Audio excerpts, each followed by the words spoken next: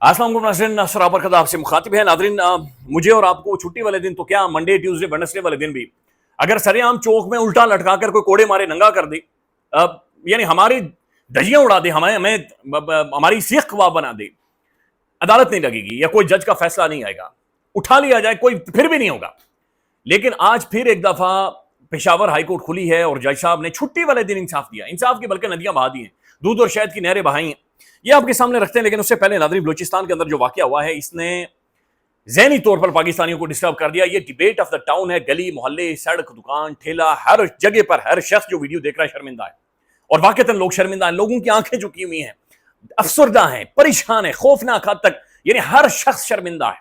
एक अजीब किस्म की बोझल किस्म की हवा है इस मुल्क के अंदर। यकीन मानिए इस हवा में अब सांस लेना उस वीडियो के बाद मुश्किल हो गया, जहां पर उस बच्ची ने यह कहा था, आखिरी अल्फाज उसके ये थे कि तुम्हें सिर्फ मुझे गोली से मारने की इजाजत है, यानी मारना तो तुमने है ये, लेकिन सिर्फ गोली से तुमने मारना है। यानी शायद ये भी उसे डर हो कि कहीं ये काट ना दे या जिंदा दफन ना कर या ये संसार ना कर दे, मुझे पत्थरों से ना मार दे। जुर्म सिर्फ ये था कि जनाब उसने अपनी पसंद के लड़के से शादी की थी। बाहर की गोरी आ जाए और गोरी आकर मेरे जैसे या किसी और नौसरबाज को चुन ले कि मैंने शादी करनी है, तो माँ बहन कबीला कुंबा, बड़ी बड़ी पगें, बड़ी बड़ी दाढ़ियों वाले ये लंबे पड़ जाते हैं। अजी देखो जी, अजी देखो जी, गोरी वहां से आ गई है। चूंकि उसकी वजह यह है कि हम अखलाकी तौर पर गिरे हुए लोग हैं बहुत सारे हवालों से, चूंकि हमें पता होता है पासपोर्ट आ रहा है, पैसे आ रहे हैं, हमें पता है कि दूसरे मुल्क में हमारा नौसरबाज चला जाएगा और वहां से 4 पैसे भेजेगा। लेकिन हमारी अपनी बच्ची, उस बलोची बच्ची को उसे जिस तरीके से मारा गया है, ये बहुत कर्मनाक है। यकीन माने हवाई बोझल है, कोई बहुत मुश्किल है, ब्रीथ करना बहुत ज्यादा मुश्किल है।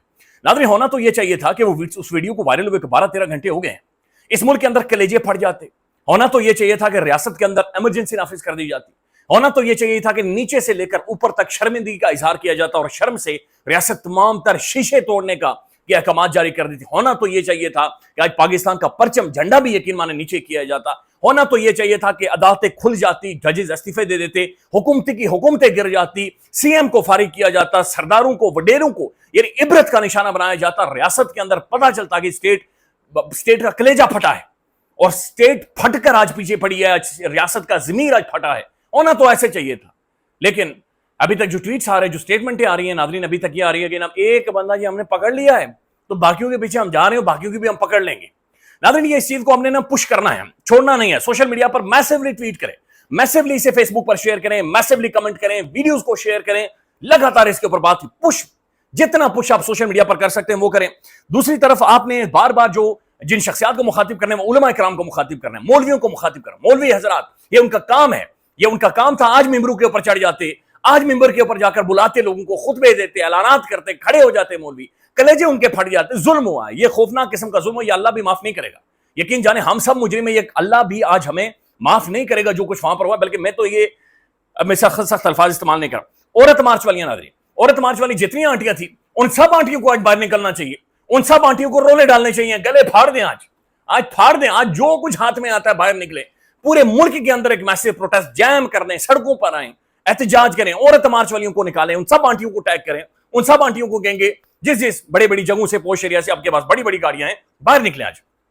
और ये आपको इसके ऊपर पुश करना है, प्रेशर डालना है। फिर तमाम तर जो बैनुल-अक़वामी इंसानी हुकूक की ऑर्गेनाइजेशन है पाकिस्तान के अंदर, जो तंजीमें काम कर रही हैं, उन्हें टैग करें, उनके बारे में लिखें, उन्हें पुश करें कि भाई आप बाहर निकले, सड़कों पर आए, आप ये एहतजाज करें। और आपने ना सिर्फ इस बच्ची को इंसाफ दिलाना है, बल्कि उन लोगों को, उन दरिंदों को, जितनी तस्वीरें 19 लोग हैं जो कि हमने गिने हैं, इन 19 के 19 लोगों को उल्टा लटका कर इनकी खालें उधेड़ें और खालें उधेड़ कर इन्हें छोड़ें। इनकी जो मर्दानगी है उसका टोकरा बनाएं, लिटरली टोकरे के अंदर इनकी मर्दानियां रखें। जिस तरह भी ये जिस चीज को ये मर्दानगी समझते हैं, उसे टोकरे के अंदर रखें, उन टोकरों को लटकाएं और फिर इन्हें छोड़ें। ये छोड़ना नहीं है इन 19 वडेरों को, इन बदमाशों को, इनकी दाढ़ियों, इतनी दाढ़ियां इनकी सर के ऊपर पगे हैं, लेकिन इन्होंने जो उस बच्ची के साथ किया है ये बिल्कुल काबिल माफी नहीं है। और इसके ऊपर बल्कि सरफराज बुगटी का ट्वीट आया है। सरफराज बुगटी कह रहा है कि कल से सोशल मीडिया पर खातून और मर्द के एक वीडियो वायरल है जिसकी जान ली गई है, जिसका मैंने फौरी तौर पर नोटिस लेते हुए बलूचिस्तान पुलिस को कार्रवाई के अहकाम जारी कर दिए हैं। सीएम साहब, अल्लाह ताला आपकी बच्चियों को, आपके बच्चों को महफूज रखे, महफूज रखे। अगर आपकी किसी खानदान के किसी बंदे के साथ ये किया होता या हुआ होता, आप शायद अलग तरीके से, चूंकि आप बरतानिया में बेहतरीन, वहां पर माहौल भी अच्छा, मौसम भी अच्छा है, वीडियो में मकतूलीन की शनाख्त हो चुकी है। वाकया ईद से चंद दिन पहले का, ईद से पहले का वाकया, ये वीडियो आई है तो पता चला, नहीं तो ये वाकया दबा दिया गया था। रियासत के मुद्दईयत में दहशतगर्दी का मुकदमा दर्ज हुआ, वेल डन, बिल्कुल ये दहशतगर्द है। और एक मुश्तबा कातिल गिरफ्तार हो चुका है। एक क्यों गिरफ्तार हुआ है? क्या इन्हें इतना टाइम मिल गया था कि भागे?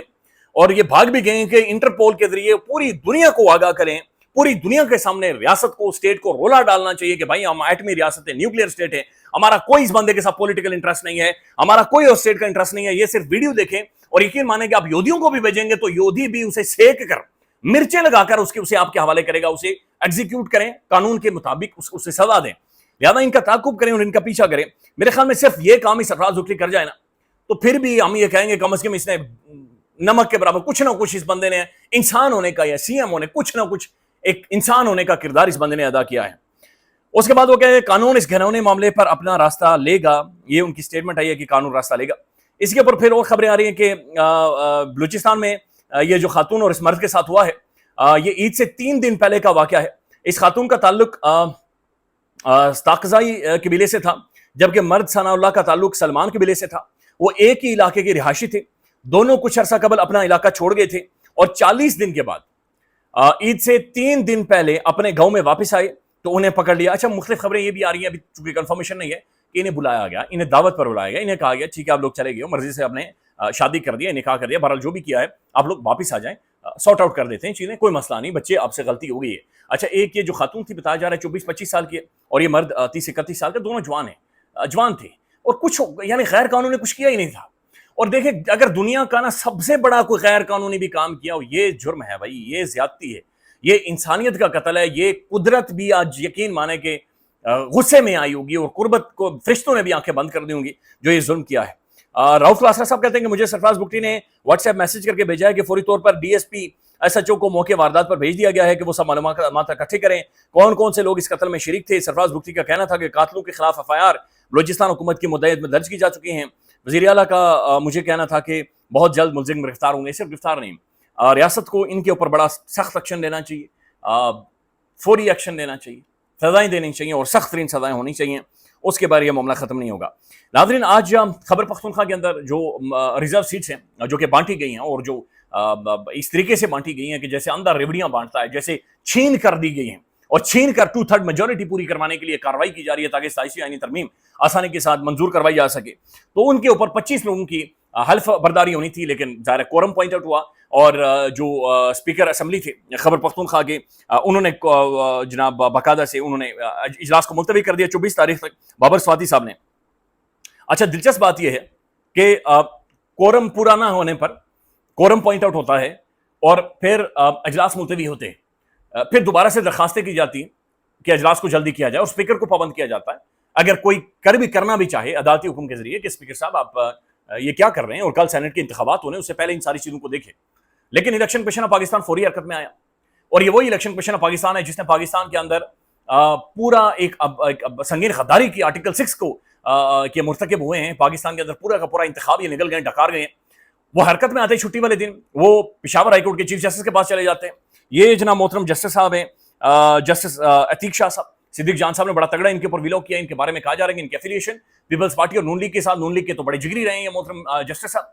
अच्छा, ये फिर बाकायदा से रजिस्ट्रार के जरिए हुक्मनामा जारी करते हैं फौरी तौर पर छुट्टी वाले दिन, ये सब कुछ और ये ऐसे ऐसे हो रहा है, ऐसे ऐसे हुक्मनामा जारी करवाते हैं। और ये फैसल क्लेम कुंडी ये कुंडी की जिम्मेदारी लगाते हैं कि कुंडी तुमने कुंडी लगाकर ये हल्फ लेना है लोगों का और ये तुमने कुंडी नहीं खोलनी जब तक ये सेनेट के इंतखाबात बाकायदा से नहीं हो जाते। तो गवर्नर हाउस के अंदर जाकर बाकायदा से लोगों का हेल्प लिया जाता है और अब बाकायदा से कह दिया गया इलेक्शन कमीशन ऑफ पाकिस्तान की जानिब से कि फैसल क्रीम कुंडी साहब गवर्नर हाउस में कुंडी लगाकर कल सेनेट के इंतखाबात भी करवाएंगे। सेनेट से 11 लोगों ने आना है और 11 लोग कौन लेकर आएंगे ये ज़ाहिर आपको पता है कि कौन लाना चाह रहा है और क्यों लाना चाह रहा है। तो वो फिर 11 लोग भी यहाँ पर आ जाएंगे और एफसी भी तलब कर ली गई है और आईजी को कहा गया तमाम तर फोर्सेज को कल अपने डिप्लॉय कर दें।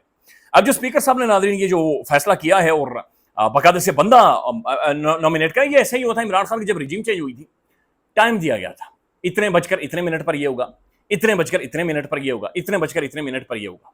और उसके बाद जो पाकिस्तान के अंदर बहरान खड़ा हुआ, इदारों के इदारे बर्बाद हो गए और जो जजेस उसके अंदर शामिल थे बाद में वो भी इसी जो दरिया था उसका शिकार हुए, वो भी बह गए। अच्छा नाज़रीन, इसके ऊपर जो सबसे ज्यादा रेलिवेंट 3 ट्वीट किए हैं ये बैरिस्टर अबूजर सलमान नियाज़ी साहब ने किया और ये पाकिस्तान में इस वक्त रोला पड़ा हुआ है। मैं सिर्फ कुछ एक ट्वीट्स इनके आपके सामने रखना चाह रहा हूँ। ये कहते हैं कि पेशावर का जो चीफ जस्टिस हैं can not jump into and appoint a person to administer oath, कि ये पेशावर हाईकोर्ट के चीफ जस्टिस नहीं कर सकते थे। He can not pass such judicial orders under garb of an administrative order, यानी कि जनाब ये एक एडमिनिस्ट्रेटिव ऑर्डर किसी भी तरह का नहीं जारी कर सकते. This violate article 130 and 235 of the constitution. ये आइन की कुछ शिक्कों की तरफ इन्होंने इशारा किया है, ये उनकी वायलेशन है. फिर लिखते हैं shockingly the chief justice of the Peshawar high court at the request of the election commission of Pakistan has unilaterally invoked Article 255 and directed the governor to administer the oath. This raises serious constitutional concerns. तो वो कह रहे हैं कि जनाब ये इन्होंने बड़ा हरामकुन काम कर दिया जो कुछ इन्होंने किया. फिर वो आगे मजीद वजाहत करते हैं कि under article 130 and 255 chief justice has no constitutional authority.